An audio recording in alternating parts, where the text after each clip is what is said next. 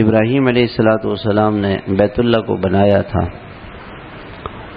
تو ابرہہ ایک بادشاہ تھا، اس نے بیت اللہ کو گرانے کی کوشش کی اور اپنی فوج کو، ہاتھیوں کو لے کر آیا۔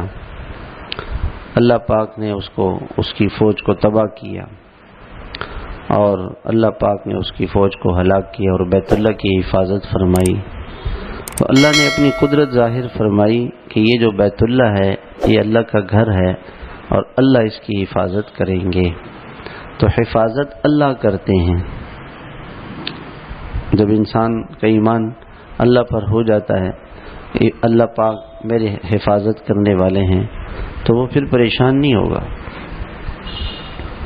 حضرت ابراہیم علیہ السلام سارا حج حضرت ابراہیم علیہ السلام کے ساتھ جو اللہ کی قدرت کی نشانیاں ہیں وہ دکھانے کے لیے اللہ پاک وہاں بلاتے ہیں۔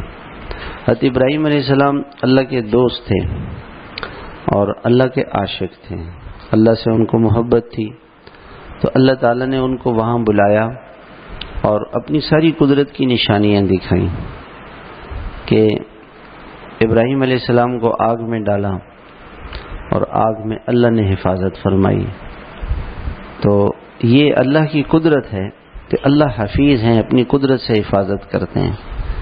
پھر اپنی بیوی کو، اپنے بچوں کو وہاں چھوڑا، اللہ تعالیٰ نے ان کی حفاظت فرمائی، ان کی روزی کا، ان کی ضروریات کا بندوبست کیا اور ان کو اللہ تعالیٰ نے ایسی عزت دی کہ جتنے بھی نبی آئے حضرت ابراہیم علیہ السلام کے بعد سب نے وہاں صفا مروہ کی سعی کی، سب اسی راستے پر دوڑتے رہے جس پہ حضرت ہاجرہ نے دوڑ لگائی۔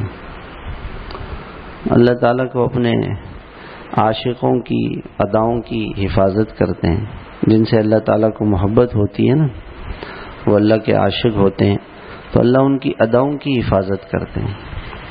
پھر